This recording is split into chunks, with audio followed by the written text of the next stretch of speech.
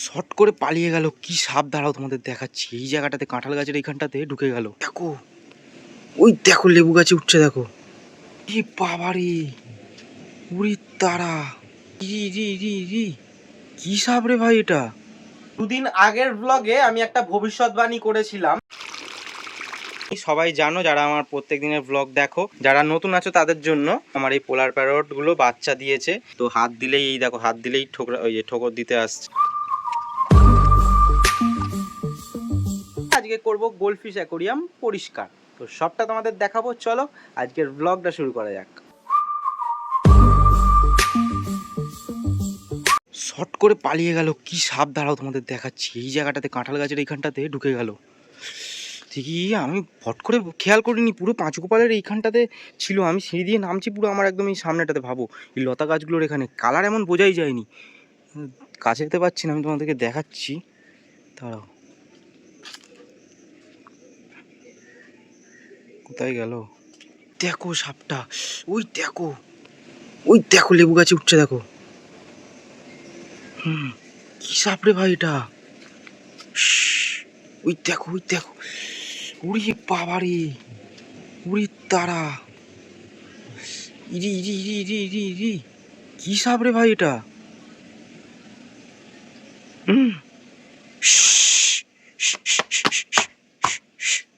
তাড়া না করে বেশি। ওই দেখো, দেখছে দেখো, দেখছে দেখো বেটা, কি সাপ এ তো প্রথমবার দেখছি আমি।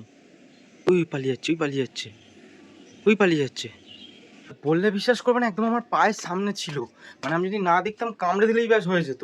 একদম পায়ের সামনে থেকে পুরো চলে গেল একদম। আমাদের বাড়িতে অনেক সাপ আছে, বড় বড় ডাঁড়া সাপ আছে, কিন্তু অনেকটা দূর দিয়ে গেলে ভয় লাগে না। একদম সামনে যদি থাকে তো ছোট সরু সাপে ভয় লাগে। এটা কেমন সরু আর অনেকটা লম্বা, মোটামুটি ওটা মানে 4 ফিট মতন লম্বা, আর অত সরু, লিক লিক আঙুলের মতন সরু। যাই হোক, আজকে এই অ্যাকুরিয়ামের জলটা একটুখানি ফেলবো, মানে একটু পরিষ্কার করব। হ্যাঁ, জল একদম ক্রিস্টাল ক্লিয়ার রয়েছে, তার কারণ একটাই, এত বড় ফিল্টার সিস্টেমের জন্য। কিন্তু এই জলটা অনেক দিন পরিষ্কার করিনি, অনেক দিন ফেলিনি, একভাবেই এখানে জমা হয়ে রয়েছে, সেই জন্যই এই জলটা ফেলবো। কিন্তু কেন ফেলিনি, এই পাইপ লাইনটা ঠিকঠাক করেছিলাম, কারণ এই যে কলের চাতালটা ঠিকঠাক আমরা করেছিলাম। এই পাইপ লাইনটা আমি তোমাদের দেখাচ্ছি একটুখানি, দেখো এই দেখো, এইখান থেকে পাইপ লাইনটা রয়েছে একদম। হ্যাঁ, এটা আগে অনেক নিচে ছিল, এবার সেই জন্যই এটাকে তোলা হয়েছে, যেহেতু এই কলের চাতালটা ঠিকঠাক করেছিলাম। কিন্তু এই যে এই পাইপের একদম মুখেই এটা রয়েছে। এবার জানি না জল বের করলে কেমনভাবে জলটা এখান থেকে বেরোবে। আর এই জায়গাটাতে অল্প মাটি দিয়েছি, জানি না মাটিটা আবার ধুয়ে চলে যাবে কিনা। তাও আমি এটা আগে খুলি, তাহলেই বোঝা যাবে। ইয়েস, খুলেছি। এই এই যে এরকম পাইপে ধাক্কা খেয়ে জলটা পড়বে। একদিকে বেশ ভালোই হয়েছে, যেহেতু পাইপে ধাক্কা খেয়ে জলটা পড়ছে, মাটিটা ধুয়ে যাবে না। আর এই ট্যাঙ্কটা নিয়ে তেমন কিছু বলার আমার নেই, সবাই জানো যারা আমার প্রত্যেক দিনের ব্লগ দেখো। আর যারা আমার চ্যানেলের সাথে নতুন যুক্ত হয়েছো, আমার চ্যানেলে ফ্যামিলি মেম্বার যারা নতুন হয়েছো, তারা যদি কমেন্ট করো যে এই ট্যাঙ্কটা কিভাবে বানিয়েছিলে, বা এটা একটু ডিটেলস বলতে, বা এটা ইউনিক লাগলো কিনা, তাহলে আমি আবার ডিটেলস বলতে পারি। যারা পুরনো আছো তারা তো জানো। আর একটা জিনিস তোমাদের বলি, যারা নতুন আছো তাদের জন্য, এই দেখো আমার এই পোলার প্যারটগুলো বাচ্চা দিয়েছে। আই থিঙ্ক তোমরা বুঝতে পারছো, এরা খুবই অ্যাগ্রেসিভ এখন হয়ে রয়েছে। তো হাত দিলেই, এই দেখো হাত দিলেই ঠোকর দিতে আসছে। এই যে হাত দিলেই ঠোকর দিতে আসছে। তো আমি এদিকে ডিস্টার্ব করবো না। এই দেখো মাছের বাচ্চাগুলো আই থিঙ্ক দেখতে পাচ্ছ তোমরা, একদম অনেক রয়েছে, পুরো ভর্তি। দেখো গুল্টি গুল্টা সব রয়েছে। যেহেতু এখন মাছের টপিক নিয়ে আলোচনা করছি, একটা জিনিস তোমাদের বলি, একটা টিপস তোমাদের দিই। অনেকেই একটা সমস্যায় ভোগো, অ্যাকোরিয়াম যারা জানলার সামনে রাখো, জানলাতে রাখো, আলো পড়ে যে শ্যাওলা হয়ে যায় খুব অ্যাকোরিয়ামে। তো সেটা থেকে বাঁচার আমি একটা ছোট্ট কয়েক 30 সেকেন্ডের মধ্যে একটা দেবো টিপস, তো তোমরা ওটা কাজে লাগাতে পারো। এই যে ওপরের অ্যাকোরিয়ামটা দেখছো, এই ওপরের অ্যাকোরিয়ামে দেখতে পাচ্ছ সাদা কালারের ভিনাইল লাগানো আছে। যারা জানো না তাদের বলি, ওটাকে ভিনাইল বলে। এরকম সাদা কালারের পাওয়া যায়, ব্লু কালারের পাওয়া যায়, ব্ল্যাক কালারের পাওয়া যায়। তো দেখো এরকম পুরোটা লাগানো আছে।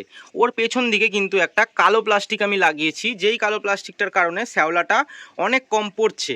আর তোমরা একটা জিনিস দেখো, ওই যে বর্ডারটা রয়েছে অতটাতে কালো প্লাস্টিকটা শেষ হয়ে গেছে। তো যেইটুকুনি ওই যে রয়েছে, মানে কালো প্লাস্টিক আমি দিইনি, ওই জায়গাটা দেখো শ্যাওলা ধরে গেছে। আর বাদ বাকি এদিকে শ্যাওলা তেমন ধরেনি, একদম কোন ওই দিকে নিচের দিকে একটু একটু শ্যাওলা ধরেছে। অ্যাকোরিয়ামের মধ্যে যেমনই ওয়ালপেপার দাও না কেন, আর যদি ওয়ালপেপার না দাও, ক্লিন অ্যাকোরিয়াম রেখে দাও, তাহলে তো শ্যাওলা পড়ার চান্স বেশি। মানে ক্লিন অ্যাকোরিয়াম বলতে যদি ব্যাক সাইডে কোনো কিছুই যদি ভিনাইল না দাও বা সিনারি যেমন পাওয়া যায় সিনারি না দাও, তো যদি সিনারি দাও বা ভিনাইল দাও তার ব্যাক সাইডে একদম বাইরের দিক করে কালো প্লাস্টিক লাগাবে, অন্য কোনো প্লাস্টিক না, কালো প্লাস্টিক লাগালে শ্যাওলা পড়বে।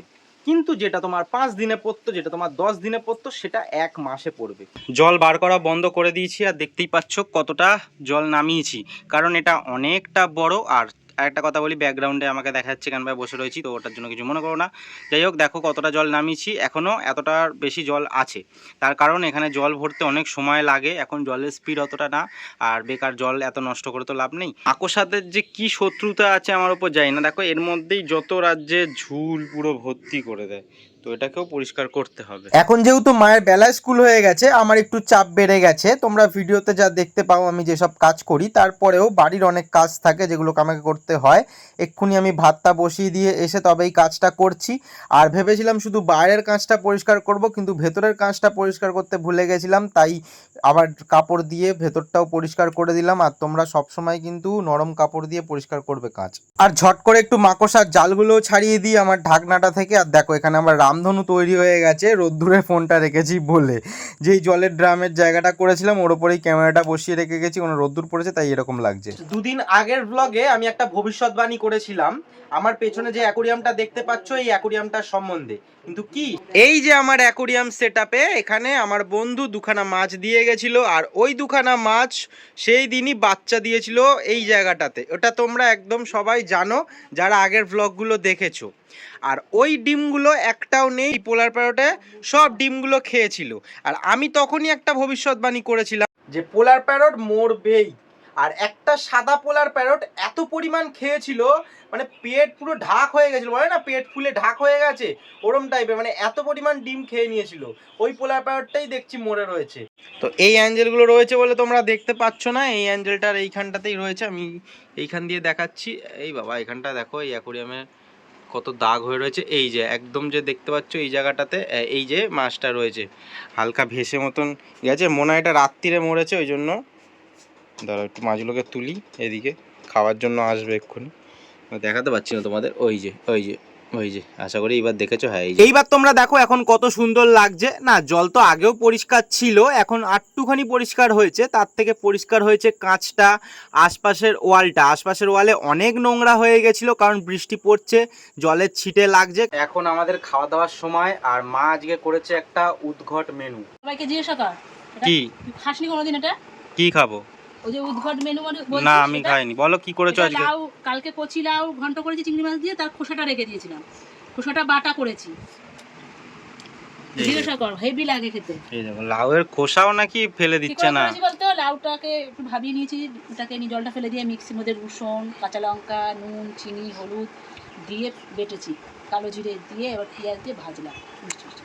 সত্যি? আর কি আছে আজকে? মাছের তরকারি?